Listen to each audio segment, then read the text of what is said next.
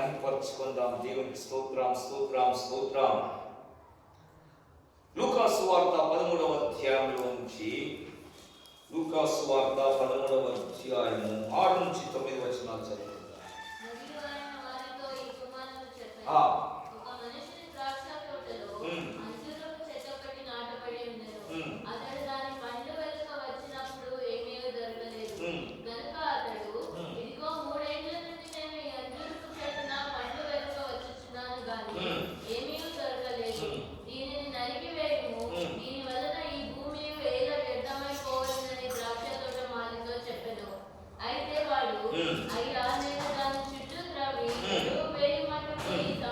ఈ సంవత్సరం కూడా ఉండనిమ్ము, అది ఫలించినా సరే లేని ఎడల నరికించి వేయమని అతనితో చెప్పెను.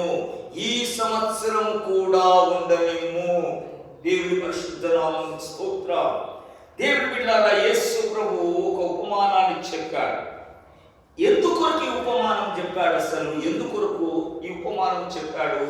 ఆ పైన మనం చూస్తే దేవుని బిడ్డలారా, యేసు ప్రభు దగ్గరికి కొందరు వచ్చేసి పిలాతు గలిలయలో ఉన్న కొందరిని చంపి వారి రక్తమును వారి బలులతో కలిపి ఆయన ఆ బలి అర్పించాడు. కొందరిని చంపిన వారి రక్తం తీసుకొని ఆయన అర్పించే బలులతో ఆ రక్తాన్ని కలిపి అయ్యా ఇలా గలిలయలను పిలాతు చంపాడయ్యా అని యేసు ప్రభుకు చెప్తే యేసు ప్రభు అన్నాడు, యెరూషలేములో ఉన్న వారందరికంటే వారు దుర్మార్గులు అనుకుంటున్నారా? అందుకే వారిని అట్లా చంపేయడం అనుకుంటున్నారా? సిలోయలో వారు గోడ కూలిపోయి 18 మంది చనిపోయారు. ఆ సిలోయమే గోడ కూలిపోయి చనిపోయిన వారే దుర్మార్గులని అలా చనిపోయారా? కాదు. అయితే ప్రభు అది చెప్పి ఆ పైన చెప్పి 3వ వచనంలో చదవమా 13:3 మీరు మారు మనసు పొందని ఎడల మీరందరూ అలాగే నశించుదురు. 5వ వచనం కూడా దేవుని బిడ్డలారా, మారు మనస్సు పొందని ఎడల మీరందరూ కూడా అలాగే నశిస్తారు. మారు మనస్సు పొందని వారికి కలిగే నాశనాన్ని గురించి ప్రభు ఈ ఉపమానాన్ని చెప్తున్నాడు. మారు మనస్సు పొందకపోతే ఏం కలుగుతుంది? నువ్వు బాప్తిసం పొందొచ్చు, మారు మనసు లేకుండా బాప్తిసం పొందితే వ్యర్థమే. అది నీ మారు మనస్సు కలిగిన జీవితం ఉంటేనే దేవుని బిడ్డలారా నువ్వు నాశనాన్ని తప్పించుకుంటావు. ఇతరులకు కలిగే నాశనం నీపైకి రాకూడదంటే మారు మనస్సు కలిగిన స్థితిలో మనం ఉండాలి. చూడండి, యేసు ప్రభు అందుకొరకు ఈ ఉపమానాన్ని చెప్పాడు. ఒక మనుషుని ద్రాక్ష తోటలో ఆయన ఒక అంజూరపు చెట్టును నాటుకున్నాడంట. ద్రాక్ష తోట మనం చూస్తుంటాం కొన్నిసార్లు. ద్రాక్ష తోటను కొంత తీసివేసి కొంత భాగాన్ని తీసివేసి అక్కడ ఒక అంజూరపు చెట్టు నాటుకున్నాడు. అంజూరపు చెట్టు నుంచి ఆ తోట నాటుకున్న యజమానుడు అంజూరపు చెట్టు కొరకు ఒక మాలిని పెట్టాడు, ఒక తోట మాలిని పెట్టాడు. ఎందుకు? ఆ అంజూరపు చెట్టును ఫలించేటట్లు చేయాలని. ఆ చెట్టుకు కావలసిన ఎరువు నీళ్లు పెట్టి అంజూరపు చెట్టు ఫలించేలాగా చేయాలి. ఆ తోట మాలి లేక ఆ తోట యజమానుడు, ఆ చెట్టును నాటుకున్న యజమానుడు అంజూరపు చెట్టులో నుండి ఫలమును ఆశిస్తున్నాడే కానీ అంజూరపు చెట్టు పెరిగి పెద్దదై ఆకులు వేసి పెద్దదైపోతే చూసి సంతోషించాలని కాదు. ఇది ఏమి క్రోట మొక్క కాదు, అందంగా పూలు పూసే చెట్టు కాదు ఈ అంజూరపు చెట్టు. ఇది ఫలములిచ్చే చెట్టును నాటుకున్నాడు. అంజూరపు చెట్టు నుంచి ఫలములు కావాలి, ఫలములు. అందుకొరకై ఆ తోట యజమానుడు ఆయనకున్న ద్రాక్ష తోటలో కొంత భాగాన్ని తీసివేసి అక్కడ అంజూరపు చెట్టును ఒకటి నాటుకున్నాడు. ఆ నాటబడిన చెట్టు ఫలించింది, ఎదిగింది, ఆకులు వేసింది, కొమ్మలు వేసింది, విస్తరించిపోయింది, మంచిగా పెద్దగా అయిపోయింది. తోట యజమానుడు వచ్చాడు. ఫలములు కాసే కాలం కూడా వచ్చేసింది, ఫలించాల్సిన సమయం కూడా వచ్చేసింది. వచ్చి చూశాడు, కానీ ఒక్క ఫలం కూడా దొరకలేదు. మొదటి సంవత్సరం కదా, కాయలేదులే. తోటమాలి, దీనికి అన్ని నీళ్లు పెడుతున్నావా, ఎరువు పెడుతున్నావా అంటే అన్నా, అయ్యా అన్ని దీన్ని సక్రమంగానే పెడుతున్నాను, మంచిగా చూస్తున్నాను. ఇది మొదటి సంవత్సరం కదయ్యా, నెక్స్ట్ ఇయర్ తప్పకుండా కాస్తుంది. సరే వెళ్ళిపోయాడు. తోటమాలికి మరలా చెప్పాడు, దీన్ని బాగా పోషించు, దీనికి కావలసినవన్నీ పెట్టు. అది మరలా ఇంకో సంవత్సరం అయినప్పుడు ఫలములు కాసే కాలం వచ్చేసింది. యజమానుడు వచ్చి చూశాడు, అప్పుడు కూడా ఫలాలు లేవు. అంత వెతికిన ఒక ఫలము దొరకలేదు. ఏంటి ఇంకా ఇందులో ఇంకా ఫలములు ఫలిస్తలేదు. ఏమో లేయ్యా, ఇంకొక సంవత్సరం చూద్దాం. ఇంకో సంవత్సరం వచ్చాడు, వెతికి వెతికి చూశాడు, ఎక్కడ ఒక్క ఫలం కూడా దొరకలేదు. యజమానునికి సహనము నశించింది. యజమానుడు అంటున్నాడు, ఏమంటున్నాడు, 3 ఏళ్ల నుండి, దేవుని బిడ్డలారా చూడండి, యజమానుని యొక్క బాధ చూడండి. ఏమంటున్నాడు, 3 ఏళ్ల నుండి పండ్లు వెదకవచ్చి ఉన్నాను కానీ ఏమీ, 3 ఏళ్ల నుండి నేను ఈ అంజూరపు చెట్టున, నేను నాటుకున్న ఈ చెట్టున, ఈ చెట్టు ఫలములు ఫలించట కొరకై ఒక తోటమాలిని పెట్టి దీన్ని పోషించి దీనికి కావలసినవన్నీ సప్లై చేస్తుంటే ఇది బాగా ఎదిగింది, బాగా అభివృద్ధి చెందింది. కానీ దీని ఆకులు నాకు అవసరం లేదు, దీని ఎదుగుదల నాకు అవసరం లేదు, నాకు సంతోషపరచదు. దీనిలో నుండి నాకు కావాల్సింది, నేను ఆశించింది, నేను దీన్ని నాటుకున్నది ఫలముల కొరకే. దీనిలో నుండి ఫలములు నాకు రావాలనే 3 ఏళ్ల నుండి నేను దీన్ని వెతుకుతూ వస్తున్నాను, పరిశీలిస్తూ వస్తున్నాను, గమనిస్తూ వస్తున్నాను, దీన్ని చూస్తూ వస్తున్నాను. ఇది 3 ఏళ్ల నుండి ఇది ఫలించడం లేదు. దేవుని బిడ్డలారా, తోట యజమానుని యొక్క బాధ, అతని ఆశ ఆ ఫలములు కావాలనే కదా. కానీ అతను అది ఫలములిచ్చి సంతోషపరచక ఫలభరితముగా జీవించి అతని బాధపరుస్తున్నది, దుఃఖపరుస్తున్నది. ఫలము లేని చెట్టు అన్ని విధాలుగా ఎదిగిపోయింది, అన్ని విధాలుగా ఆశీర్వదించబడ్డాడు. దేవుడు అన్ని విధాలుగా అన్ని సమకూర్చాడు, అన్ని విధాలుగా అన్ని ఉన్నాయి, అన్ని సమకూర్చబడ్డాయి. కానీ ఆయన ఆశిస్తున్నటువంటి ఫలములు మాత్రము ఫలిస్తాయి. ఆయన ఆశపడుతున్నటువంటి జీవితం అందులో నుంచి రావట్లేదు. ఆయనను సంతోషపరిచేది, ఆయనను తృప్తిపరిచే ఆ ఫలము మాత్రము ఒక్కటి కూడా రాదు. 3 ఏళ్ల నుండి నేను ఫలములు వెతక వస్తున్నాను, కానీ ఇది నాకు ఒక్క అంజూరపు పండ్లు కూడా నాకు ఇవ్వడం లేదు. కానీ ఏమీ దొరకలేదు. దేవుని బిడ్డలారా, ఆయన బాధ చూడండి. బాధ ఏమంటున్నాడు, ఆ 7వ వచనం మరలా చదవమ్మా.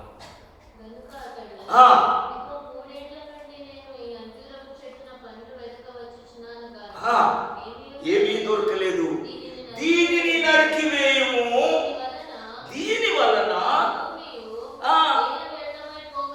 దేవుని బిడ్డలారా చూడండి, తోట యజమానుని యొక్క బాధ, ఫలములియ్యని ఈ చెట్టును బట్టి ఈ భూమి ఎందుకు వ్యర్థమైపోవాలి? భూమి ఎందుకు వ్యర్థమైపోవాలి? ఈ చెట్టు ఆక్రమించుకున్న ఈ భూమి, నేను నాటిన ఈ చెట్టు, ఈ భూమి వ్యర్థమైపోతున్నది. ఫలము లేని చెట్టు ఈ స్థలములో ఉండుట వ్యర్థము. ఈ స్థలములో ఇంకొక చెట్టును పెట్టుకుంటే అది ఫలములు ఇచ్చేదేమో.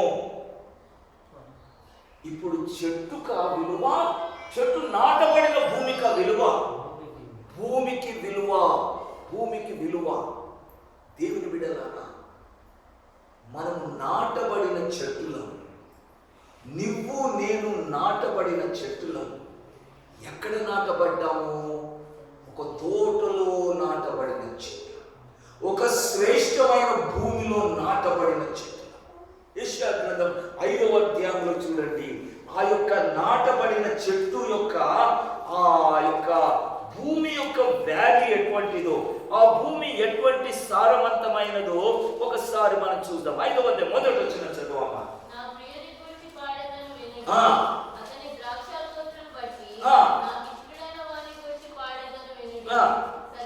సత్తువ గల భూమిలో కొండ మీద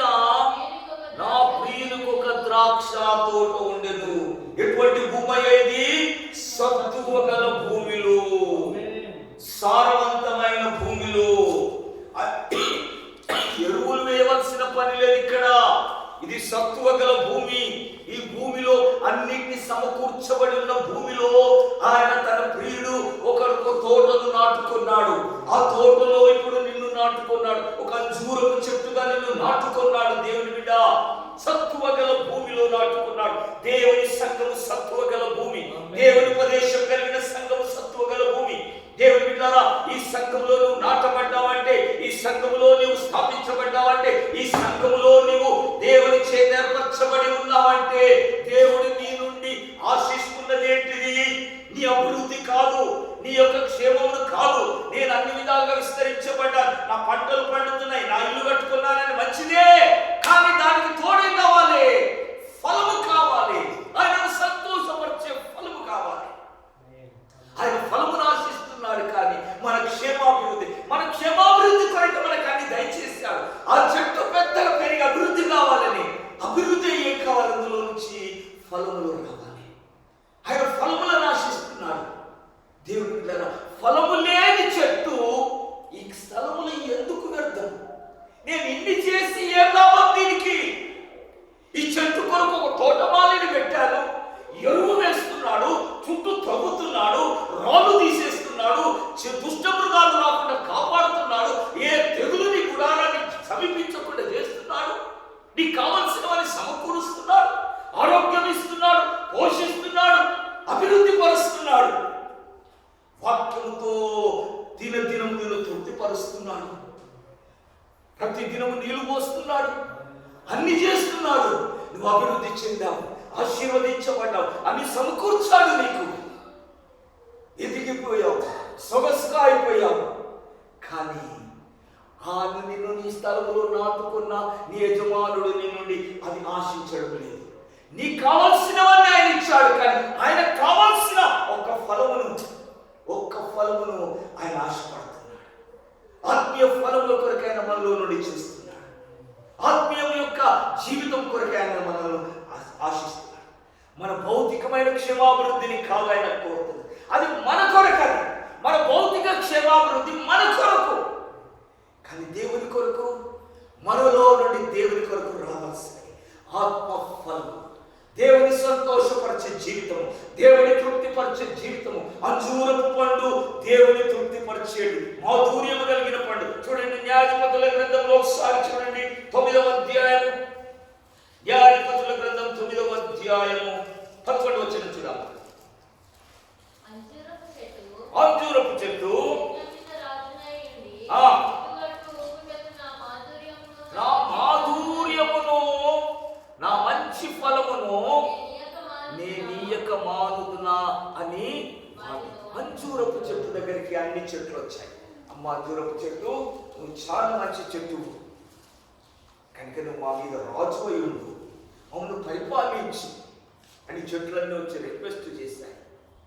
అంజూరపు చెట్టు ఉప్పొంగిపోయి, మంచిది, నేను మీద రాజునై ఉంటాను, పాస్టర్ల సంఘానికి నేను అధిపతినై ఉంటాను, నేను మీరు చెప్పినట్లు చేస్తాను, ఇంత గొప్ప హోదా ఇచ్చిన మాకని అంజూరపు చెట్టు ఉప్పొంగిపోలేదు. అంజూరపు చెట్టు తన బాధ్యత ఎరిగిన చెట్టు. తను ఎందుకొరకై దేవుడు తనకు ఆ స్థితినిచ్చాడో అది తెలుసుకున్న చెట్టు. అది అంజూరపు చెట్టు దేని నిమిత్తమై దేవుడు దాన్ని సృష్టించాడో ఎరిగిన చెట్టు కనుక అంజూరపు చెట్టు ఏమని జవాబిచ్చిందమ్మా? మళ్ళా చదువు ఇప్పుడు.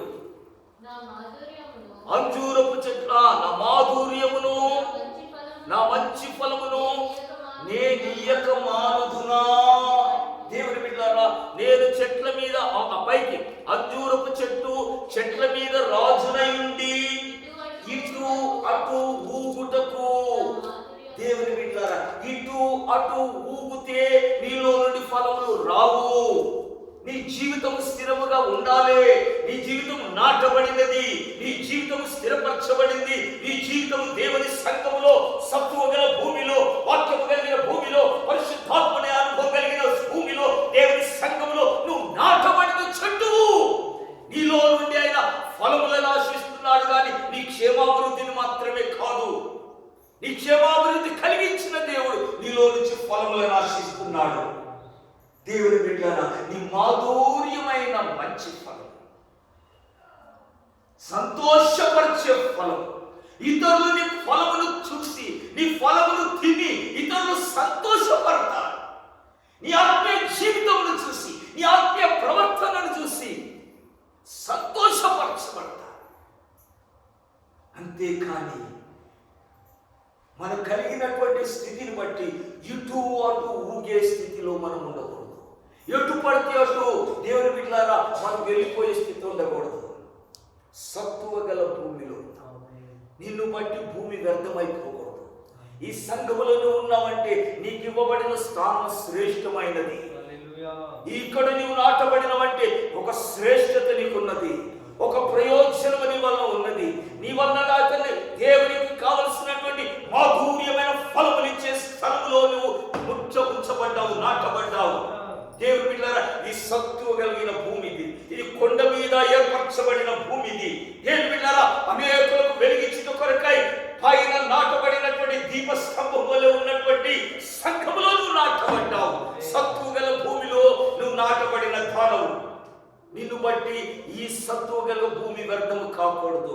ఈ సంఘములో మన స్థానమును బట్టి దేవునికి అవమానం కలగకూడదు. వ్యర్థముగా నేను వచ్చి పోతున్నంటే కాదు, ఫలము లేని జీవితములతో మనం ఉంటే కాదు. 1 సంవత్సరం అయిపోయింది, 2 సంవత్సరాలు అయిపోయి 2020 సంవత్సరం కూడా గతించిపోతున్నది. ఈ సంవత్సరం కూడా ఆయన మనలో వచ్చి చూస్తున్నాడు, మనలో ఫలమును ఆశిస్తున్నాడు. అన్ని అభివృద్ధి పరచబడ్డాయి, చెట్టు ఎదిగిపోయింది, ఆకులు వేశాడు, మంచుకున్నది.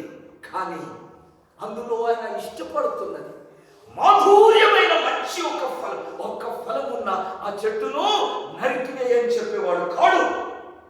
ఒక్క ఫలము దొరికిన చెట్టు తప్పించబడింది. దేవుని ప్రియబిడ్డ, మనం ఉన్నటువంటి స్థలము, దీని శ్రేష్టతను మనం గుర్తించాలి. మనము నాటబడినటువంటి, మనము స్థిరపరచబడినటువంటి సంఘం యొక్క శ్రేష్టతను మనం తెలుసుకోవాలి. ఇవెక్కడో పడితే అక్కడ నాట, ఎటు పడితే అటు తిరిగే సంఘములో ఉన్న దాని కావు. నువ్వు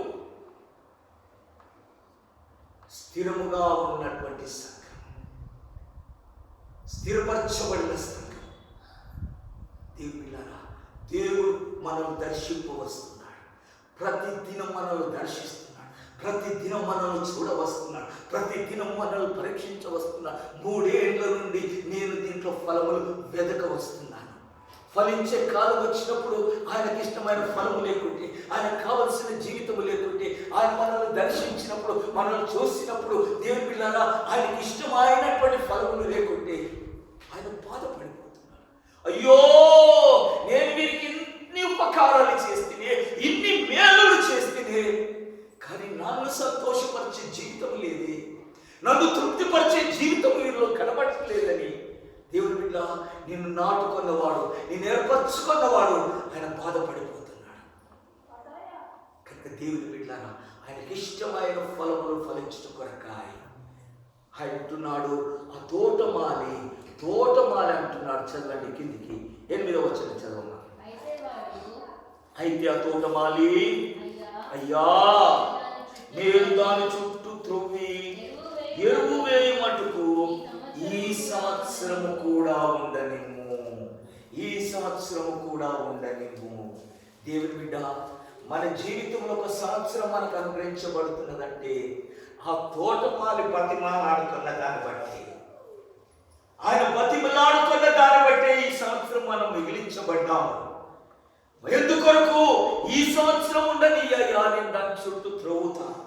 కఠినమైపోయిందయ్యా భూమి, అది నీళ్లు పీల్చుకోవడం లేదయ్యా, ఎరువులు పీల్చుకోవడం లేదయ్యా, వాక్యం లోపలికి పోవడం లేదయ్యా, కఠిన హృదయమైపోయిందయ్యా. పోస్తున్న నీళ్ళన్నీ పైన ఉండిపోతున్నాయి, లోపల వేరులోనికి వెళ్ళిపోతలేవు. నేను దాని చుట్టూ త్రవ్వుతానయ్యా, ఎరువు వేస్తానయ్యా, శ్రమ పడతానయ్యా అని ఆ చెట్టు పక్షముగా నీ కొరకు విజ్ఞాపన చేసేవాడు ఈ సత్తువ గల భూమిలో ఒకడున్నాడు.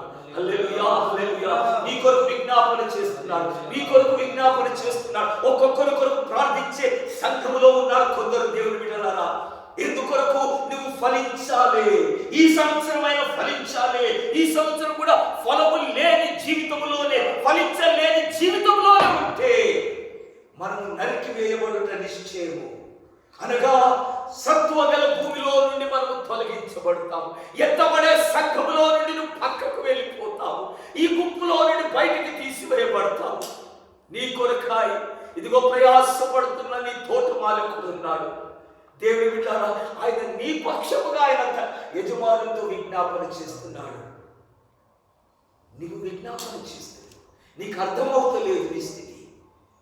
ఫలము లేని జీవితంలో ఉంటే మనం ఏమైపోతామో మనకు అవుతుంది. అందుకే పైన జరిగిన సంభవాలను బట్టి ప్రభు ఉపమానం చెప్తాడు. అస్సిలో ఎవరు గోడ కూలిపోయి 18 మంది చనిపోయారయ్యా. వాడు పాపులా? అయ్యో వారు పాపులే కాదా బాబు? మారు మనస్సు పొందకపోతే మీరు కూడా అలాగే నశించిపోతారు. మారు మనస్సు పొందకపోతే లూకాసు వార్త 3వ అధ్యాయం చూడండి. మారు మనస్సు పొందకపోతే 8వ వచనం, 3:8 వచనం. మారు మనస్సుకు తగిన ఫలములు ఫలించుడి.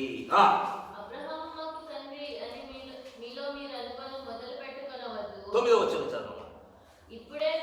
ఇప్పుడే గొడ్డలి చెట్టు వేరున ఉంచబడి ఉన్నది కనుక మంచి ఫలము ఫలించని ప్రతి చెట్టును నరకబడి అగ్నిలో వేయబడును.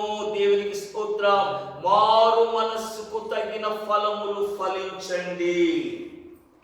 నువ్వు మారు మనస్సు పొందారు, నేను మార్పు పొందాను. దేవుని బిడ్డలారా, మార్పుకు తగినటువంటి జీవితాన్ని జీవించండి. గొడ్డలి చెట్టు వేరు దగ్గర ఉంచబడింది, కొమ్మల దగ్గర కాదు. కొమ్మల దగ్గర కాదు గొడ్డలి ఉంచబడింది. తీర్పు ఎక్కడ ఉన్నది? దేవుని ఇంటి దగ్గర మొదలవుతుంది, అమ్ముల దగ్గర మొదలు కాదు. తీర్పు దేవుని సంఘము నుండి తీర్పు ప్రారంభించబడుతుంది. దేవుని బిడ్డలారా, ముందు సంఘము సరిగా ఉంటేనే లోకములకు తీర్పు తీర్చబడుతుంది. సంఘాన్ని ముందు తీర్పులోనికి తీసుకొని వస్తాడు. నువ్వు నాటబడిన చెట్టు, సత్తు గల భూమిలో నువ్వు నాటబడిన చెట్టు, తీర్పు నీ ఇంటి వద్ద నుండే ప్రారంభమవుతుంది. నీ జీవితం నుండే ముందు ప్రారంభమవుతుంది. గొడ్డలి చెట్టు వేరున ఉంచబడింది కనుక మారు మనస్సుకు తగిన ఫలములు ఫలించు. దేవుని బిడ్డలారా, మన మార్పుకు తగినటువంటి ఫలములు జీవితాన్ని మనం జీవించబద్దులుగా ఉన్నాం. మారు మనసుకు తగిన ఫలములు ఫలించకపోతే నరకబడతాము, అగ్నిలో వేయబడతాము. దేవుని బిడ్డలారా, ఈ స్థితి మనకు రాకముందే, ఈ స్థానంలో నుండి నువ్వు తొలగించబడక ముందే, ఈ సంగపు ఈ అనుభవంలో నుండి, ఈ సత్యంలో నుండి, ఈ పరిశుద్ధతలో నుండి, దేవుడు ఏర్పరచుకున్న సంగములో ఆ ఎత్తబడే అనుభవం యొక్క స్థితిలో నుండి నువ్వు తీసివేయబడక ముందే మారు మనసుకు తగిన ఫలములు ఫలించు. ఈ సంవత్సరం కూడా ఉండనిమ్ము. ఈ సంవత్సరం కూడా నీకు ఎక్స్టెండ్ చేయబడుతుంది. ఈ సంవత్సరం కూడా నీ జీవితంలో పొడిగించబడుతుంది. ఎందుకొరకు? ఫలముల కొరకే, ఫలమిచ్చి ఓ చెట్టు కొరకే, దేవునికి సంతోషపరిచే జీవితం కొరకే. ఆయనను సంతోషపరిచే జీవితం కాదు. ఆయన మన ఏదో ఆనందించబడాలి. మన ఐశ్వర్యం చూసి ఆయన ఆనందించేవాడు కాడు. మన ఆరోగ్యాన్ని చూసి ఆనందించేవాడు కాడు. మన ఆత్మీయ స్థితిని చూశాను. ధనవంతుడు కూడా మంచి ధనవంతుడే, ప్రతిరోజు తింటుడు, సుఖిస్తుడు, మంచిగున్నాడు. అని బట్టి ఆనందించాడా? పక్కన ఒక దరిద్రుడు ఉన్నాడు, బట్టలు లేవు, వస్త్రాలు లేవు, తిండి లేదు, ఆరోగ్యం లేదు. కానీ దేవదూతలు తీసుకుని వెళ్ళిపోయాడు, పరదైస్సులోకి వెళ్ళిపోయాడు, తండ్రి లోమున అనుకున్నట్టుకు వెళ్ళిపోయాడు. ధనవంతుడు కూడా అబ్రహాము కుమారుడే. వీడు అబ్రహాము కుమారుడే, అతడు అబ్రహాము కుమారుడే. దేవుని బిడ్డల స్థితి, భూలోకమందు మన ఆశీర్వాదములు, మన యొక్క క్షేమాలు, మనమివన్నీ కూడా మనం పరలోక రాజ్యము తీసుకొని పోలేవు. మనం ఇక్కడ దరిద్రులమైన పర్వాలేదు, ఇక్కడ మనం వస్త్రహీనులమైన పర్వాలేదు, తిండి లేని వారమైన పర్వాలేదు. ప్రభుని సంతోషపరిచేవాడు. అక్కడ మరణ స్థితి అయిపోయిన తర్వాత ఆత్మలు, అక్కడున్న ఆత్మలతో అంటున్నాడు అబ్రహాము, నా కుమారుడా ధనవంతుడు, నీవు నీ జీవిత కాలమందు నీకిష్టమైనట్టు సుఖమును అనుభవించావు కనుక నువ్వు ఇప్పుడు యాతనను అనుభవిస్తావు. అలాగే లాజరు కూడా వాడు జీవించినప్పుడు వాడు కష్టమును అనుభవించాడు, దేవునికి ఇష్టముగా జీవించాడు. కానీ కష్టాలు పాల్గొన్నాడు, కానీ దేవునికి ఇష్టడుగా ఉన్నాడు కనుక వాడు ఇప్పుడు ఇక్కడ నెమ్మది పొందుతున్నాడు. మన జీవిత కాలంలో జరిగే పరిస్థితులను బట్టి మన మరణానంతరం ఏం పొందుకోబోతున్నామో లాజరు ధనవంతుని కథలో ప్రభు వివరించాడు. నువ్వు జీవించినప్పుడు నీ స్థితి అలా ఉంటే కనుక నువ్వు మరణించినప్పుడు ఈ స్థితిలోకి వచ్చావు. అలాగే లాజరు జీవించినప్పుడు వారి స్థితి ఇలా ఉంటే కనుక వాడు మరణించినప్పుడు నెమ్మది కలిగిన స్థితిలోకి వచ్చాడు. ఇప్పుడు మరణించిన తర్వాత ఇక్కడి నుంచి అక్కడికి పోలేవు, అక్కడి నుంచి ఇక్కడికి పోలేవు. ఇక్కడనే ఆ ఛాన్స్ ఉంది, ఇక్కడనే మారు మనసు పొందే అవకాశం ఉంది, ఇక్కడనే మనసు మార్చుకునే అవకాశం, ఇక్కడనే ఫలించే స్థితి, ఇక్కడనే బ్రతికి ఉండగానే సజీవులం ఉండగానే ఇంకా మనల్ని కొట్టివేయబడక ముందే భూమి నుండి మన ఆశ గతించిపోక ముందుకే దేవునికి ఇష్టముగా జీవించటకాయ ఆయన సంతోషపరిచే ఫలములు మనలో నుంచి వచ్చుట కొరకాయ దేవుడి ద్వారా మనల్ని మనం ఆయనకు సమర్పించాలి. ఈ కఠినమైన హృదయాన్ని మార్చుకుందాం. కఠినమైన అయ్యా నేను దాని చుట్టూ త్రొవ్వి ఎరువు వేయి మటుకు ఈ సంవత్సరం కూడా దేవుని వాక్యము దేవుడి ద్వారా అది మన హృదయాన్ని కఠినంగా తోస్తుందంటే అది నిన్ను శుద్ధి చేస్తున్నది, అది నిన్ను బాగు చేస్తున్నది, అది నిన్ను ఫలింప చేస్తున్నది. నీలో నుంచి ఫలములు వచ్చుటకాయ అతడు ప్రయాసపడుతున్నాడు అని గుర్తెరుగు. ఆయన తను ప్రేమించు వారిని గద్దించి శిక్షించి బుద్ధి చెప్పువాడే. ప్రేమించు వారిని ఆయన గద్దించి దేవుడే. దేవుని బిడ్డలారా ఆయన నిన్ను నన్ను ప్రేమిస్తున్నాడు కనుకని మన ఆయుష్ను పొడిగిస్తున్నాడు. మనల్ని ఇంకా చక్కని మార్గంలో తీసుకుని వెళ్ళిపోవటకై ప్రయాసపడుచున్నాడు. మన హృదయాలను త్రవ్వుతున్నాడు, వాక్యం పెట్టి త్రవ్వుతున్నాడు. వాక్యం వచ్చి గుచ్చుకుంటున్నాడు. పేతురు ఆ పెంతెకోస్తు దినం రోజు నిలబడి వాక్యం చెప్పగానే వాక్యము వారిలో గుచ్చుకుందంట. అయ్యలారా మేమేమి చేయాలి? పశ్చాత్తాపడుతున్నారు. వేల మంది పశ్చాత్తాపడ్డారు. రక్షణ పొందుటకు మేమేమి చేయాలి? మీలాంటి అనుభవం పొందుటకు మేమేమి చేయాలి? మారు మనసు పొంది పాపక్షమాపణ నిమిత్తం యేసుక్రీస్తు నామములో బాప్తీసం పొందండి. అప్పుడు మీరు మాలాంటి పరిశుద్ధాత్మానుభవాన్ని పొందుకుంటారు. అప్పుడు మీరు సంఘములో చేర్చబడతారు. సత్వగల భూమిలోనికి మీరు వస్తారు. ఇక్కడ మీరు ఎదుగుతారు, ఇక్కడ మీరు ఫలిస్తారు, ఇక్కడ మీరు అభివృద్ధి పొందుతారు. దేవునికి ఇష్టలుగా మీరు జీవిస్తారు. దేవుని ప్రియబిడ్డలారా నీవు నాటబడిన స్థలం యొక్క విలువను నువ్వు గుర్తెరుగు. ఈ స్థలపు విలువను బట్టి యజమానుడు బాధపడుతున్నాడు. ఈ ఫలించని చెట్టును బట్టి ఈ స్థలం ఎలా వ్యర్థమైపోవాలి.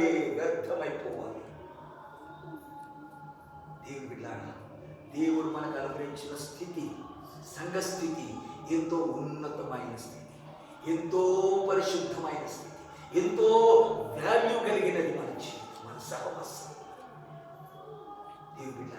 దేవుని సంతోషపరిచే జీవితాన్ని మనం కలిగి ఉండడం కొరకాయ దేవుని వాక్యం చేత త్రోవబడ్డ పరిశుద్ధాత్మ జలము చేత మనం దినదినము వృద్ధి పొందుదాం. ఇంకో చెట్టు ఉన్నది, ఆ చెట్టు కూడా ఫలము లేదు, కానీ దాని గతి చాలా భయంకరమైనది. చూడండి, ఒక మాట జ్ఞాపకం చేసి నేను ముగిస్తున్నాను. మత్తయి సువార్త 21వ అధ్యాయంలో ఒక మాట, ఇంకో చెట్టు గురించి, అది కూడా అంజూరపు చెట్టే. 21:18-19 చదవమ్మా.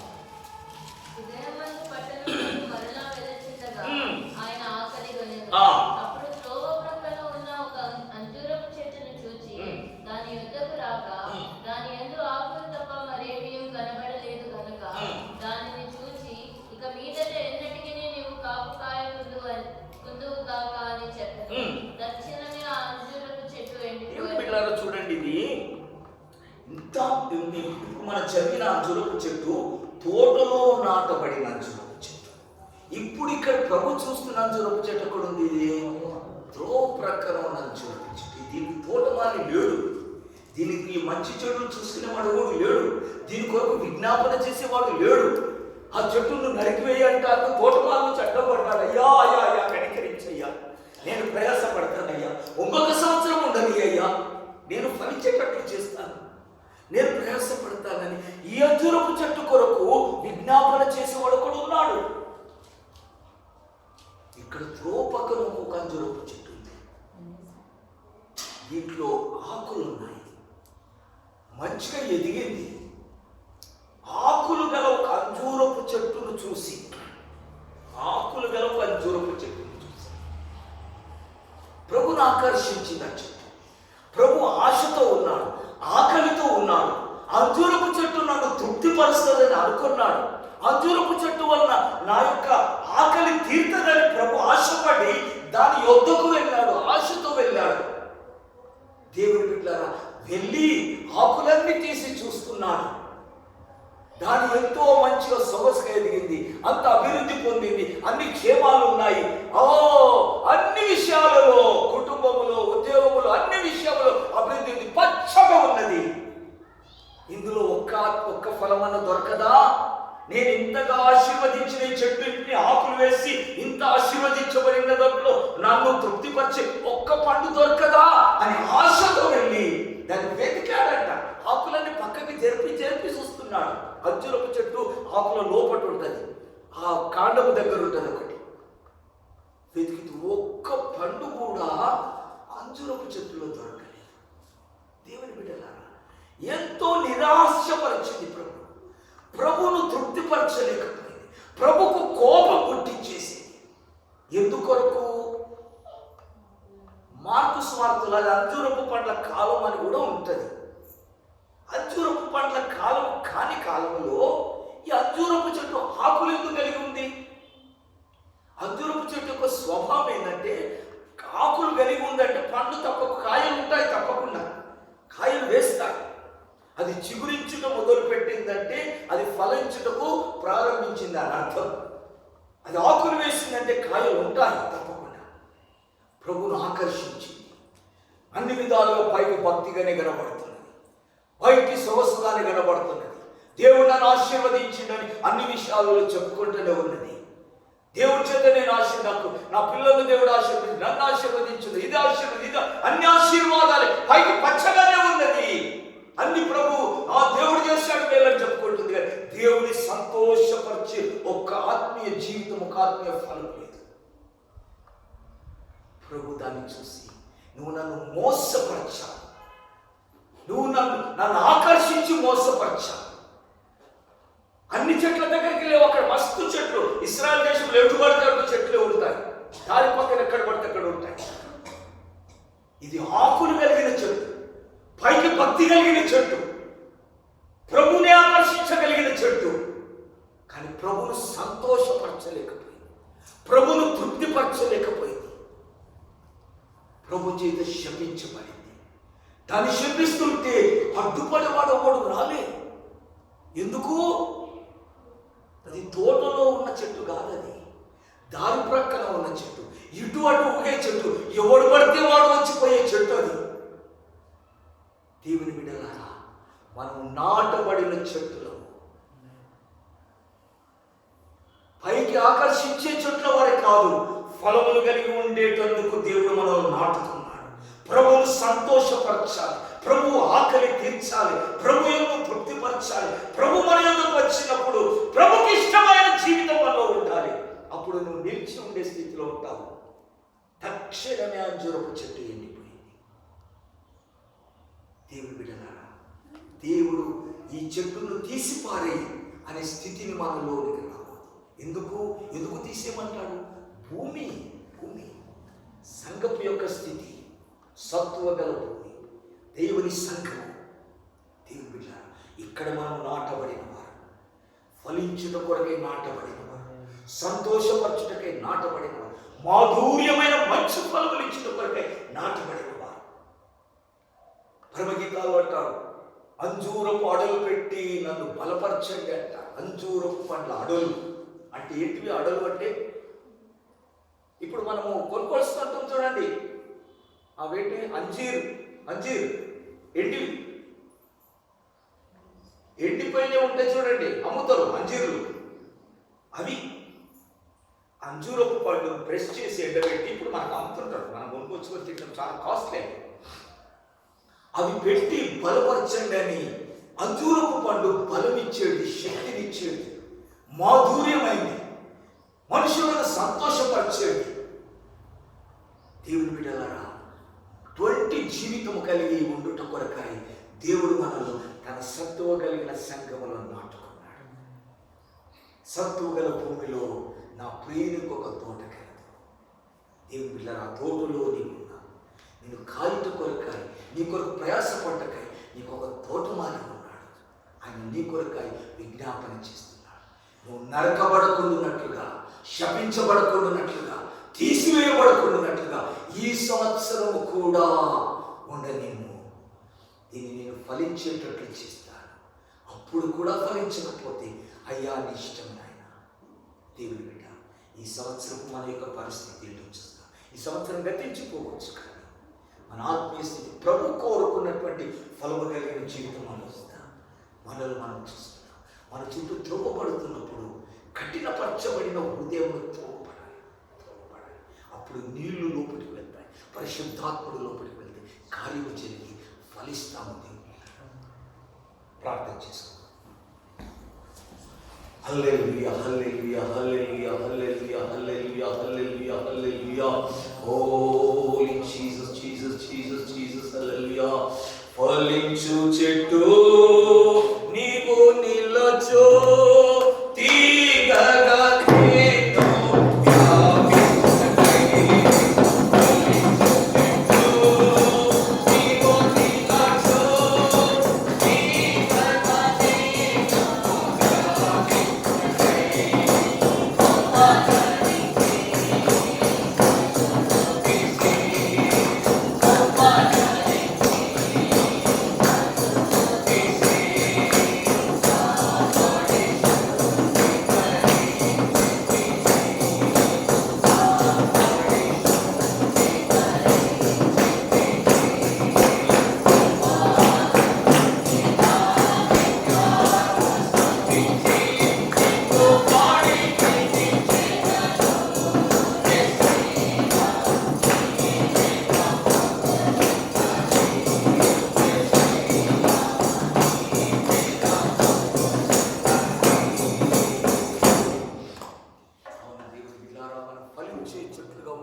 నేను దేవుడు మనల్ని ఏర్పరచుకున్నాడు.